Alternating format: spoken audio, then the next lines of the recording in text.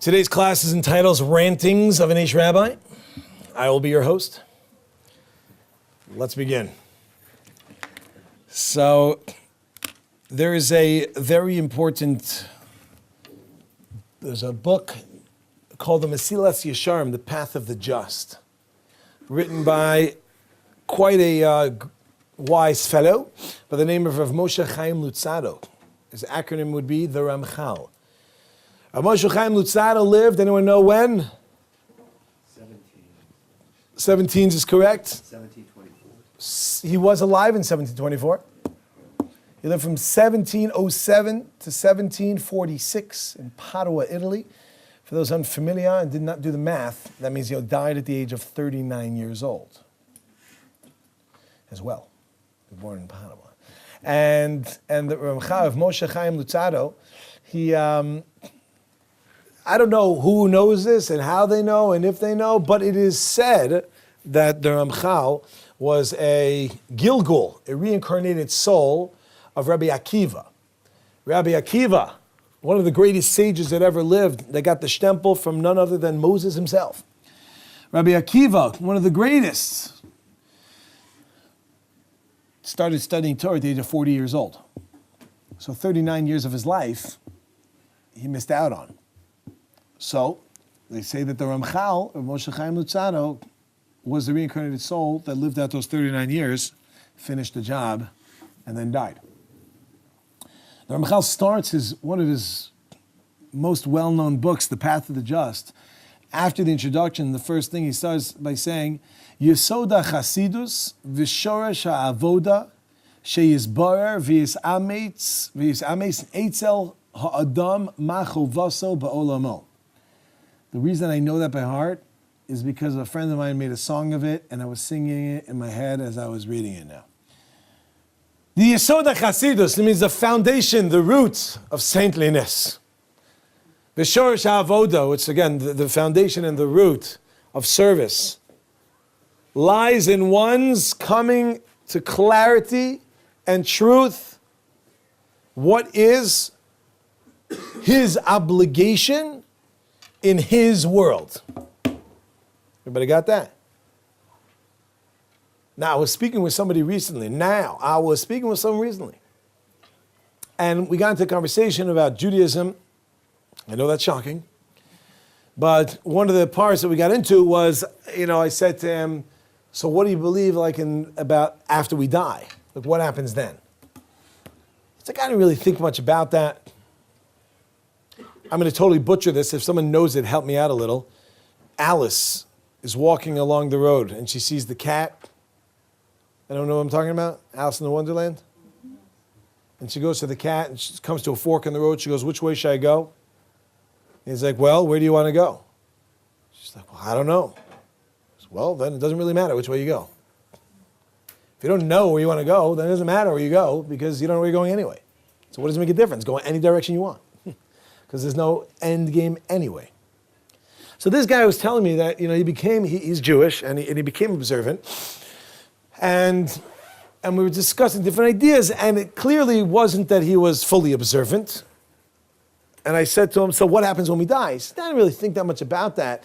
I don't want to go too strong, but I will in you. I don't want to go too strong, but I said to him, essentially what I was trying to get across to him is, if you don't know what happens in the next world, how do you know what to do in this world?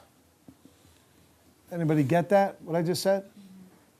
In other words, if you know there's no next world, so great. So that's going to affect what you're going to do in this world, right? To the idea of like Torah and or any sort of things don't really matter.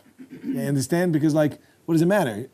And then was going to say, what do you mean? There's reward and punishment. Well, you say, but there's no next world. We say, well, it's in this world. Well, clearly we see that's not the case, because if it was, we wouldn't have the questions of what bad things happen to the good people, what do good things happen to the bad people. So clearly it's not clear in this world. There must be something else going on. Matter of fact, I heard of Yaakov Weinberg word it like this, that the Rambam, Maimonides, he has his 13 principles of faith. And if you look at the 13 principles of faith, you'll see that they break down to 3 different categories. What are the categories they break down to? They break down to category, in no particular order, but I guess in order. That is, they break down to, I don't want to put it in Jewish terms yet. I want to make it general. To what we call a higher power, or powers, if I, just to make you feel good. Number 2 would be a book of rules or laws or instructions, let's put it that way. And the last of them break down into what we call reward and punishment, right? Or we can call it cause and effect, right? That would be valid as well, cause and effect, or consequence, etc. Okay, this is the idea of number 3. Does everybody see that, interestingly, this is not just Judaism, but every single religion, you're not a religion until you have these things. And I mean ultimately, I don't mean like, for example, government is this, right? Government is higher power, they have rules, and they have reward and punishment. But the problem with government, don't get me started, but one of the problems with government is that they can't necessarily enforce it, right? In which case, they can enforce it as much as they find out about it. If they don't find out about it, they don't enforce it. In which case, if you're able to get out of it, then there's no reward and punishment. Everybody see? In which case, it's not the real deal. But every religion will tell you that there's a higher power, powers, there's instructions, and there's reward and punishment. And you know what? It's logical. It doesn't make sense otherwise. If you'd be missing one of them, then it wouldn't matter. None of them would matter. For example, let's say you don't have a higher power, but you only have instructions. What are the instructions? Who gave you the instructions? So if man gave you them, so that's your option. You want to follow it, you don't, if you don't do it. Again, it's that you have to have something like that. Instructions, reward, and punishment. What if you have a higher power and you have reward and punishment, but you don't have instructions? What are you getting rewarded for? What are you getting punished for? If you have higher power, if you have instructions, but you don't have reward and punishment, then what? Then why am I'm not going to do it. I'll give you a clear example of that. Imagine you have a kid, and you go to that kid, and you say to him, kid, you better listen to me, because if you don't, nothing will happen. Do you understand? Nothing. And if you do the right thing, nothing as well. It's a big motivator. Yeah, what do you got? We don't need instructions, though. We can always find instructions within ourselves, like Gavriel did. What do you mean we don't need instructions? The instructions are within all of us. Well, by Avram Avinu, there was no reward and punishment either.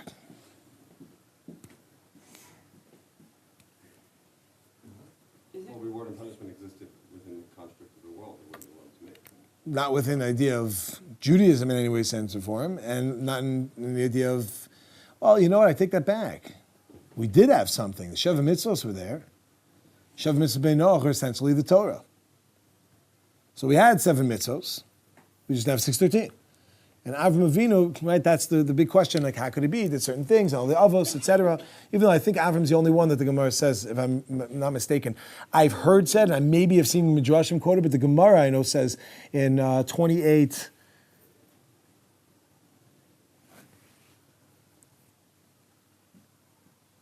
B, I think it's 28b and 82a in Yuma. No, in Kiddushin, and 28 in Yuma, that Avram Avinu kept the whole Torah. The Gemara says specifically Avram kept it. But what are the questions when he didn't? Okay, it was before Matan Torah, he didn't have to, etc. Yes, Sheva Mitzvos you got to do, right? So we still had the idea of what? We did have instructions. It just seems like instructions would be less important than the other two. Well, I mean, if you don't have any instructions, then you can't have reward and punishment. We could intuit the instructions from what feels right and what feels wrong. I mean, to a certain extent. Okay, that was a good addendum, right? To a certain extent, kind of caused a lot of problems, and that's why the world is as it is, right? Because people decide ISIS has also set up some rules and instructions, yeah, that they see fit, right? And that doesn't fit with anyone, really, right? The idea of what we find is that these are pretty pivotal things. You want to call it less important, I'm okay with that, but it's certainly crucial. And if we're lacking one of these things, then we kind of have nothing here.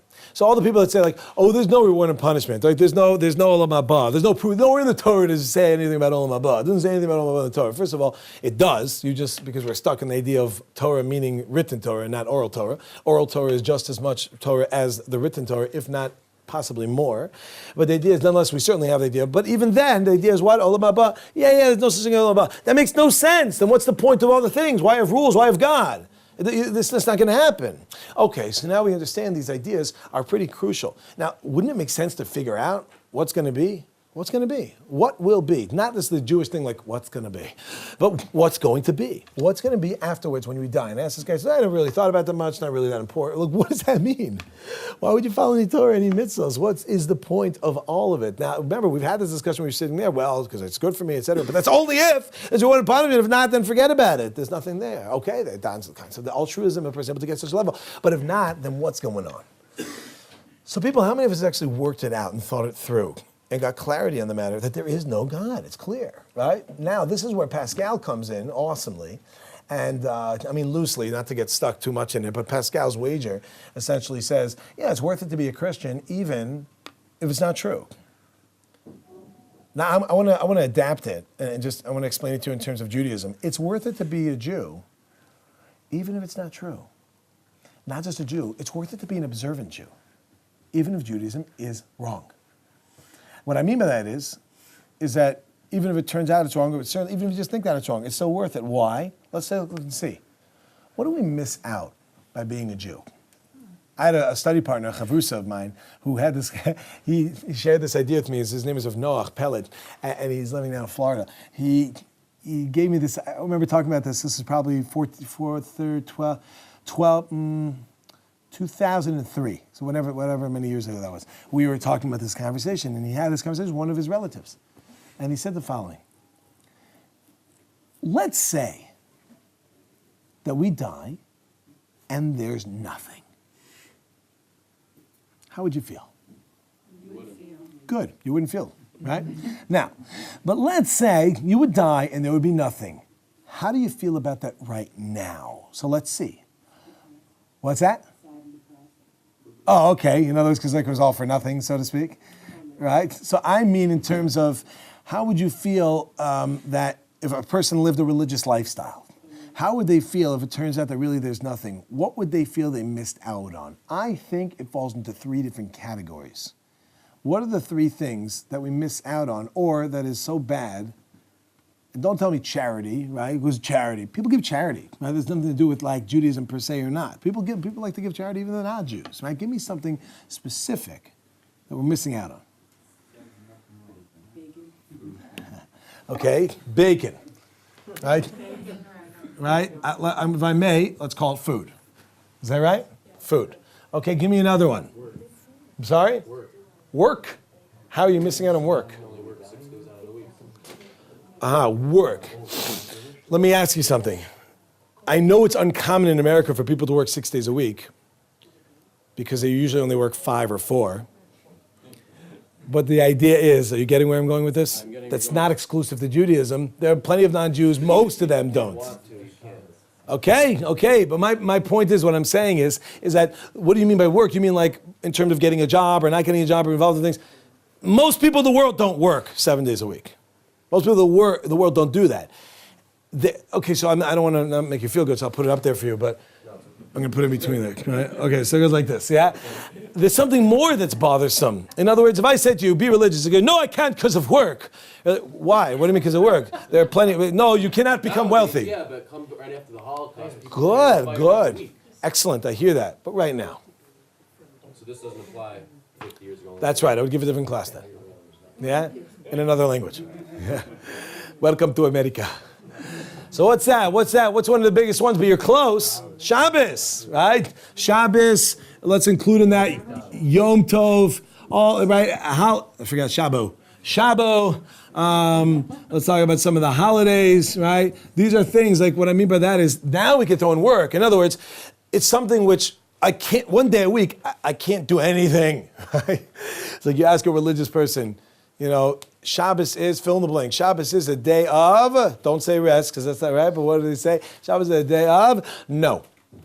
No. Don't do that and don't do that. You could do that, but not that, because if you do that, you might build a raft. And you're not allowed to build rafts on Shabbos, right? You're like, what? Build a raft? Like, what are you talking about? Yeah? Idea is what? But Shabbos, you can't do this, can't do that, can't do this, right? I mean, it's like crazy. If you think about it, if you grew up with it, you're used to it, but if you like, it's just like, you splitting your peas and carrots? You cannot separate your peas and carrots on Shabbos. What? Dude, I'm not driving a car. Like, I don't care. No. Okay, so Shabbos. Okay, and number 3, I like how everyone here is being so, what's that? No, stop it. Hold on a second. One second before we get to prayer. Everyone here is being so clean. That's like the best word I could use. Like, come on. What are you missing out on? The fact you got to be religious. What? Adulterous relationship. Oh, there you go. That would be what we call AR. Okay. Adulterous relationship. Is there something you want to speak about? No. Okay, so moving along. So there we have is adultery. In other words, that's a one particular thing, but just messing around, right? Like, what else are you missing out on? Tefillin, you have to put on tefillin. Oh my gosh, you serious? You have to wear black straps for 12 seconds? Come on, that's not the deal breaker for people. You go to someone like, you got to be religious. I'll keep it all. I just can't put that box in my arm. You know what I'm saying? Forget it. I won't do it. I won't do it. I won't do it. Come on, people, right? No, but I can hear food being a deal breaker. I can't eat red lobster anymore, or green lobster, or blue, or any lobster. I can't shop. I can stop every single week. I mean, once a month, maybe once every 6 months. I'm like, and what? I can't be R all the time. I can't be R. Okay. Is there another one that I'm missing? And I don't want to make you feel bad about it. If there's something you think else is the deal breaker, work is not really a problem. Most people can work with Judaism. Well, give me an idea, unless it's working in an adulterous relationship, right? What do you got? Yeah, we can't murder and steal. I hear that because all the nations, that's what they're into, and it's part of their life plan, right? You get it? Okay. Now let's break this down and let's see what these things are. Let's see what they are. Now this is gonna, I heard, no. Let's break it down. Food. You mean to tell me that I have to live a life of self-control? I don't want that. Why would I want to live a life of self-control? That is messed up. I'd rather live a life that I give in to every one of my desires, and anything I eat, I see. I noticed I messed it up in the beginning, so I kept going. Everything I see, I eat. Right? We all know that seafood diet, what you see is what you eat. Idea is one understanding. That's what it comes down to. Food, what is a concept of food? By the way, interestingly, food is the first mitzvah in the Torah. What I mean by that is not actually the first mitzvah, but it's the first discussion God has with Avram. It's like, that's not true either. With Adam, he says to him, but I guess I could have had you all. So he says, what? He says, Avraham. He says, my name is Adam.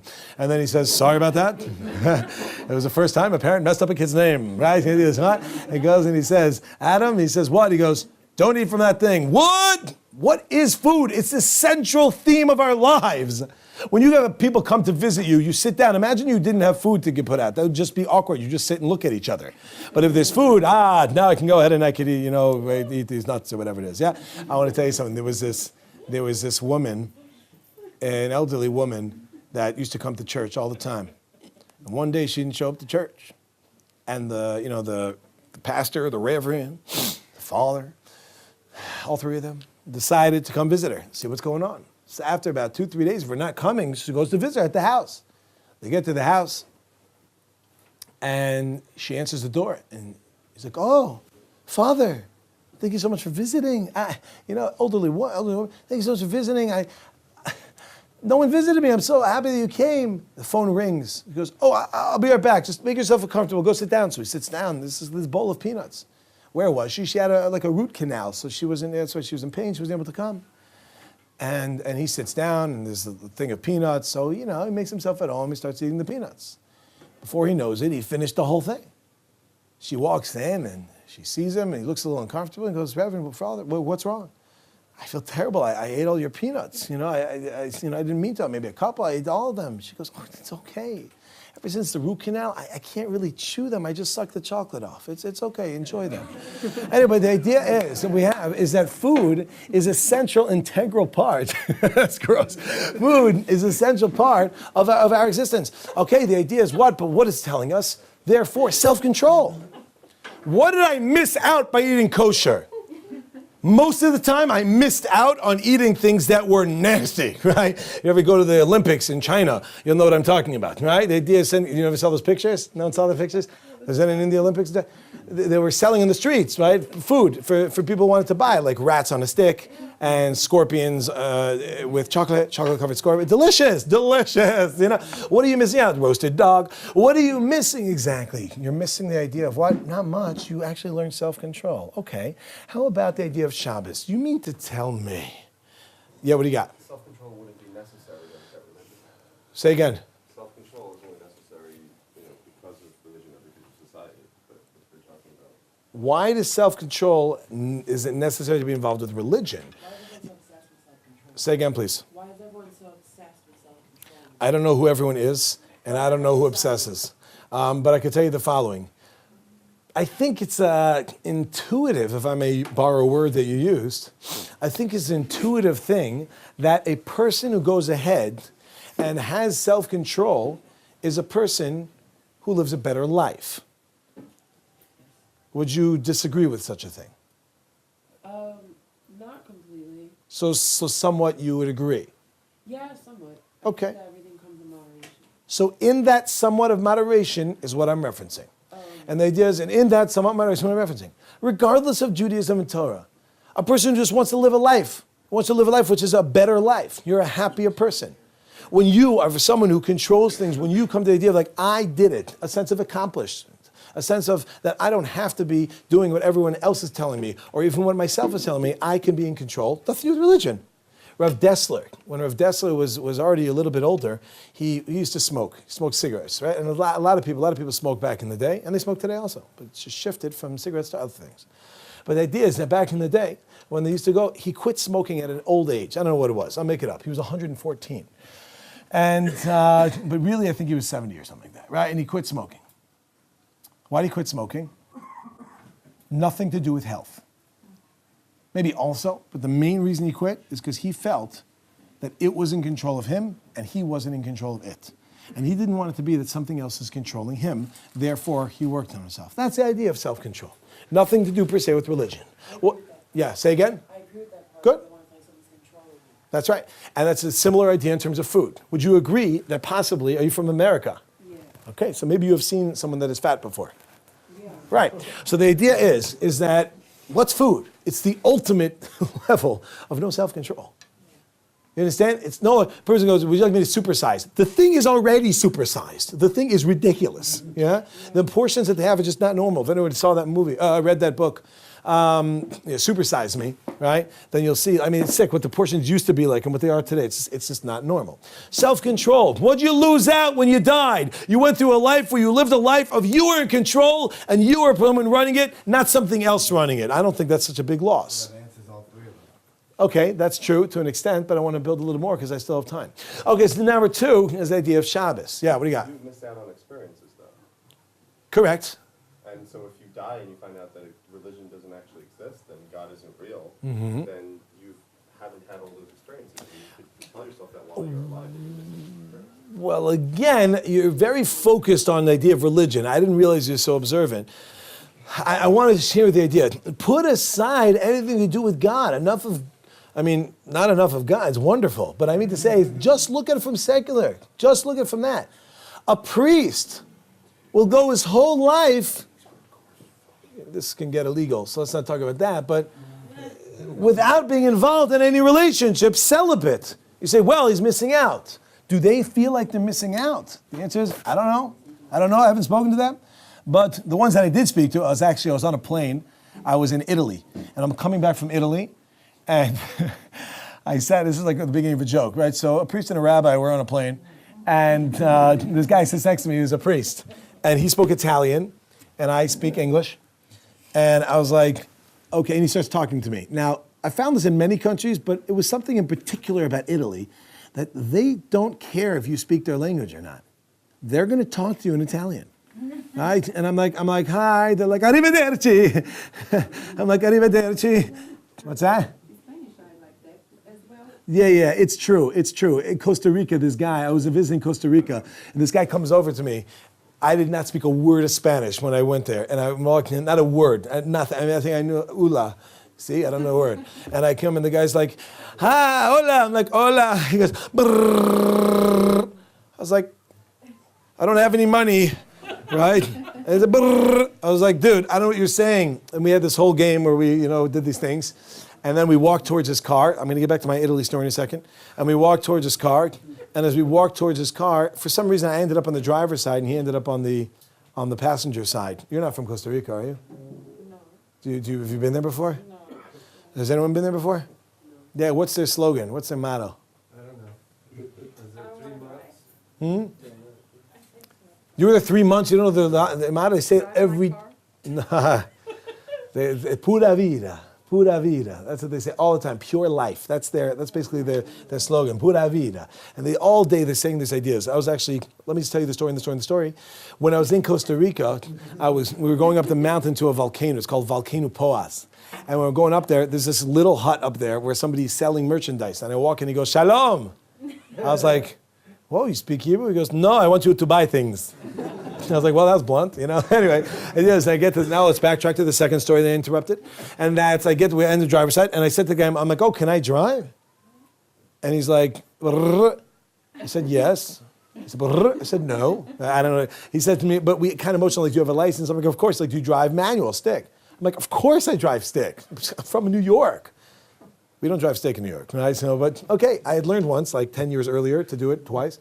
And he's like, okay, and the cab driver in Costa Rica let me drive his car for 40 minutes, right, to my destination, right? You don't find that in New York. You get into the driver's seat, they kill you, right? But the idea is that, let's not backtrack now to the first one, Italy, and they just talk to you. And this priest is just talking to me.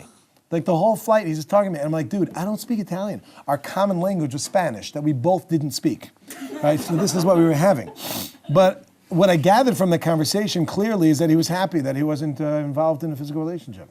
I made that up because I don't know what he was saying. But the idea is that we find is that it's not uncommon to meet, and I have met priests that will say it, whether they're telling the truth or not, I can't tell you. I can only tell you what they've told me, that they don't feel like they're missing out at all. This is something which, even though they go, now, I'm going to touche myself in this one. That's because why? Because they feel that this is worth it because of religion, right? But there are others that could say it's worth it just for the sake of self-control. There are people that live like Buddhists and people go, and I'm not even talking within religion. I'm talking within just the concept of the world. People will say it is more worth it for me to have control than it is to have this, quote unquote, whatever the pleasure will be. I don't feel like I'm lacking. Now, if you're from America, so then it would make a lot of sense when you feel where you're lacking because that's how we are trained. We are trained to think we are lacking. That is the reality of it. It used to be, they live their life like a candle in the wind. But there's another thing it used to be. That I heard this from Rabbi Shlomo Farhi from England. He's actually from Deal, New Jersey, but now he lives in England. He's actually now in Israel. And Taz grew up, he wasn't there yesterday. And Shlomo Farhi said, interesting statement, he said that necessity is the mother of invention. You may have heard that phrase before. Necessity is the mother of invention, meaning when you need something, so that forces one to now go and invent, right? So if you didn't need it, then you less invent it. But in our day and age, it's switched. Invention is the mother of necessity. When something comes out, I need it. Something comes out, I need it. I need it immediately. So we've been trained to think that we're missing out. But the reality is, one who wasn't, we'll call it educated in that manner, and one who can maybe detox in that manner can come to an understanding that it is worth it not to experience something in order to have this pleasure of self-control. And you know what? I want to give it to you. Let's even say you're right. Let's even say we are missing out. I'm not saying we're not missing out at all. I'm not throwing that out there. Yeah, you miss out in the experience of the food. You miss out in the fact of Shabbos that you couldn't do something you wanted to do. You miss out in the relationship that you could have been in. Let's say you are missing out. But the payoff is greater than the loss. That's what I'm trying to point out. And if you disagree, great. So then disagree and go with whatever you want, yeah? But you better make sure that you're right. And that's when we're going to get to the flip. Number 2 is Shabbos. You mean to tell me one day a week I have to stop? You mean one day a week I actually have to shut everything off and possibly think? I saw an article not long ago. Someone sent it out in a mass email. I wish I remember the real thing, so I'm going to mess it up again. But somewhere along the lines of somebody saying they decided in their family that one day a week that they're not going to be involved with technology and with all this kind of stuff. They're just going to spend time with family, can be together, eat good food, and say l'chadodi. No, I'm just kidding. And whatever. And they said if only people would do this, it would just make your life so much better. And I thought that really is a brilliant idea. We should probably do that. Oh wait, we do, right? Every week. And we've been doing it for thousands of years. It's called Shabbos. A person who's ever done this before, has anyone here ever forgot their cell phone at their house? Yeah, you forget your cell phone. Say again? So you're already a higher level, my friend, right? I don't mean that, yeah? I mean someone who did it by accident. Anyone ever forgot their cell phone by accident? And your initial reaction is like, oh no, but you're already on the train going the other way. You're like, no. You're up against the window, no, right? And you want to get your cell phone back. The idea is what? The idea is that you forget it. In the beginning, you feel upset. But how does it feel as the day goes on? How does it feel? Free. Free. Give me more. How does it feel? I'll survive. Give me more. Disconnected. Better. Is the best way. Disconnected from ridiculousness. Right now, we have these knee-jerk reactions, though. Every so often you'll do this, you'll be like, oh, it's at home, right? And then all of a sudden you won't even know why you'll do this.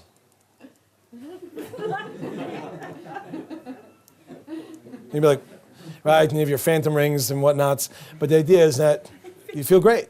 You feel great. You understand? I just want one day a week where we stop. And there's nothing. You die and there's nothing. But during your life, you're able to have a day off where you chill.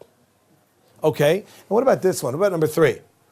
You mean to tell me I have to have a relationship with only one person?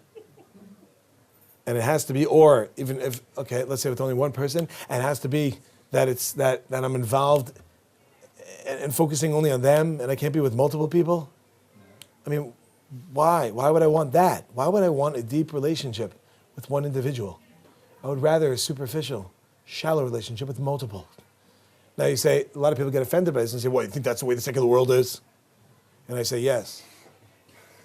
Okay, anyway, the idea is like, yeah, unfortunately, that's what happens, right? The mentality, let's say, yeah, get married or whatever it is, but it's accepted to beforehand, yeah, have fun and just do whatever, just, kind of practice now and mess up any sort of, feelings or real connection with anyone so that when you actually get married that you say the wrong name. But the idea is, understand that what are these things? Are we missing out? Yes, I'll give it to you, you're missing out. You're missing out on the fact that you can't have lobster on Shabbos while driving with Debbie. She's from Dallas. All right, so you can't do these things. Everybody get these? Yeah, you're missing, but what are you gaining? That's if there is nothing after this world. What if there is something, though? Not only did I gain self-control and thinking it's right, therefore, for something, not only did I have a time to be able to reflect, not only did I have a real relationship, but I'm going to heaven. It's going to be amazing. And you, my friend, who didn't follow it, and there's nothing, so you had no self-control, you had no time to work it out and think, doesn't mean you couldn't, but the reality of the world is that's what happens, and you had a relationship with multiple people multiple times of the day. Then you died and you had nothing. So you had nothing here and you had nothing there. Or you had something, yeah, you enjoyed it, it was fun. But ultimately, what did you have? You had nothing.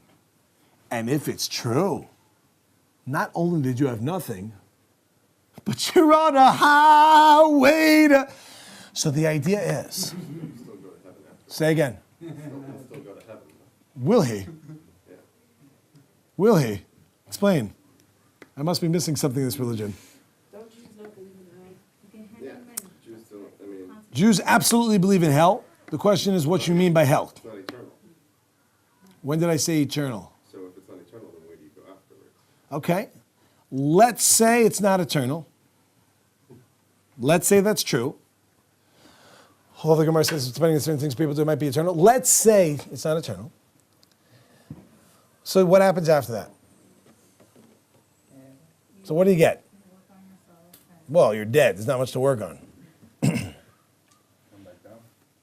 get reincarnated. Either you come back to this life again and have to go through nothing again, or if there's some chance you get into the next, you get into heaven, we'll call it. What level of heaven are you on? I didn't know that. Is that true? Yeah. Oh, cool. So there's in other words, if you've done more or less in your life, it's the same thing of amount of pleasure. They're both infinite pleasure. Qualitatively different, but they're both infinite. How does that make sense, sir? We can't understand it because we don't think in terms of infinite. So then the word was irrelevant and just let's use the word qualitative. Yeah. So what kind of pleasure is it? I have no idea. Very low level quality. That's like a person, when I love people say, well, what's the big deal? I go to heaven, I get to heaven, I got there. So what does it matter if I'm on a higher level, a lower level, if I'm getting more qualitatively or I'm getting less? What does it make a difference? I made it. Isn't that enough? That's like a person saying, let's be honest, baloney. You make it to heaven and you could have been here. You could have had 70 You could have been, sorry, wrong religion, I apologize, wrong religion. You could have been here. You could have been a contender. You could have been, and you're over here. What do I care? I'm in heaven. I'm in, so what do I care? Really, what do you care?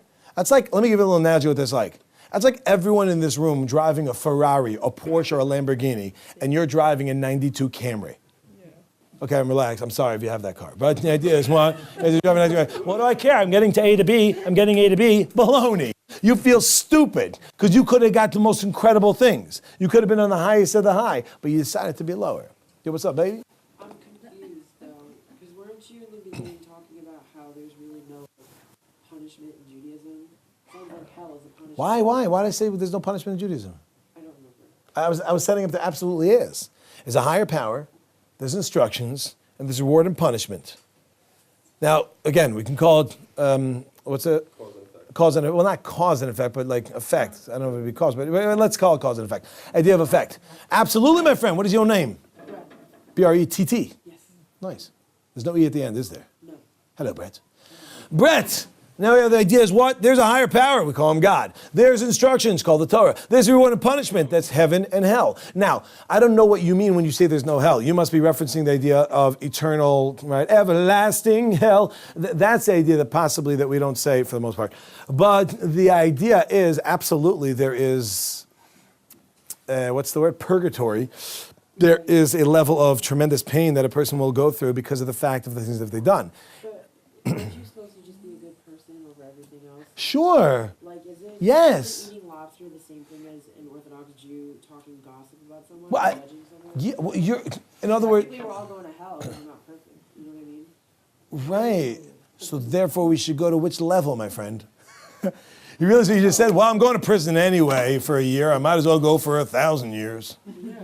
You're listening to what you're saying, my friend. I'm already going to prison. It's only a white-collar crime where I'll be in a room with a bed and like a nice little loft of whatnot. So I might as well go to maximum security where if I drop anything in the floor. I understand, like, what are you talking about? There's a major difference. Even if a person, let's say, I happen to disagree with you. Not everyone has to go to hell. But let's say what you're saying is true. Why would you want to go to a more painful experience? Why would you want to make it more difficult? That's like saying a person is going to get sick in their life. We might as well get AIDS. Right? Do you understand what I just said? Yeah. I might as well get, no, of course not.